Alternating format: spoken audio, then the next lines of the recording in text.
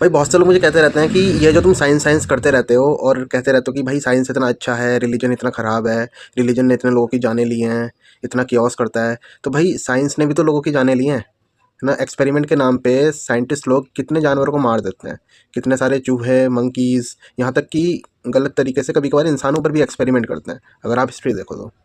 तो मैं कहता हूँ हाँ, साइंटिस्ट ने भी या साइंस ने भी एक्सपेरिमेंट के नाम पे बहुत सारे जानवरों को मारा है। और ये बात किसी से छुपी भी नहीं है कि हाँ, एक्सपेरिमेंट के नाम पे बहुत सारी गलत चीज़ें हुई हैं। आप सर्च मार के देख सकते हो, हाँ, एक्सपेरिमेंट खतरनाक-खतरनाक से हुए हैं, इंसानों पर भी हुए हैं, जानवरों पर भी हुए हैं। पर मैं आपसे क्वेश्चन करता हूँ कि जो साइंटिस्ट है या ये जो एक्सपेरिमेंट कर रहे हैं, वो क्यों कर रहे हैं? जो जानवरों पे एक्सपेरिमेंट कर रहे हैं या चूहों पर एक्सपेरिमेंट कर रहे हैं, क्यों कर रहे हैं? उन्हें कोई शौक है, मज़ा आ रहा है उन्हें मारने पर?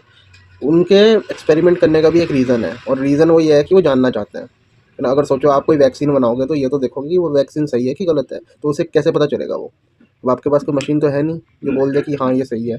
इंसानों पे ट्राई कर नहीं सकते, तो उसका सबसे बेस्ट अल्टरनेटिव क्या है? भाई जानवर है। अगर कल को वो वैक्सीन सही निकलती है, तो उसका फ़ायदा किसको मिलेगा? है ना? हमको ही तो मिलेगा। मेरे कहने का सीधा-सीधा ये मतलब है कि साइंटिस्ट अगर एक्सपेरिमेंट कर रहा है, तो एट द एंड उसका भी कुछ आउटकम निकलेगा, है ना? जितने एक्सपेरिमेंट करेगा, उतना उसे पता चलेगा कि उसकी रिसर्च कहाँ जा रही है। खुद पे तो कर नहीं सकता, क्योंकि यार अगर उसे कुछ हो गया तो रिसर्च कौन करेगा?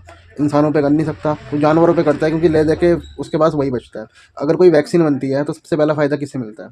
हमें ही मिलता है ना? अगर कोई वैक्सीन सही निकलती है, तो सबसे पहला फ़ायदा हमें ही मिलता है। आज इतनी बीमारियाँ ठीक कर दी हैं इंसान ने, कैसे? वो वैक्सीन उसने किसी पे तो डाली होगी टेस्ट करने के लिए कि ये सेफ़ है कि नहीं है।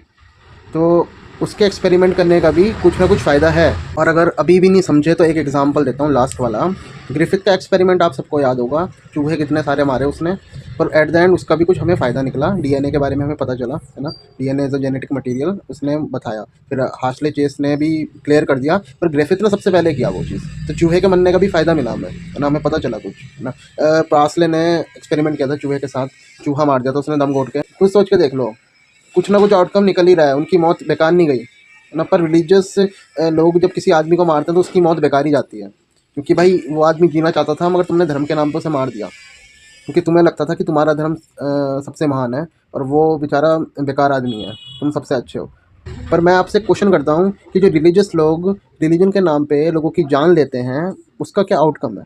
उससे कुछ हमें पता चल रहा है ना? पहले लोग औरतों को ज़िंदा जला देते थे विच हंटिंग के नाम पर, उसका क्या हमें फ़ायदा मिल रहा था? कुछ उसका फ़ायदा हो रहा था हमें?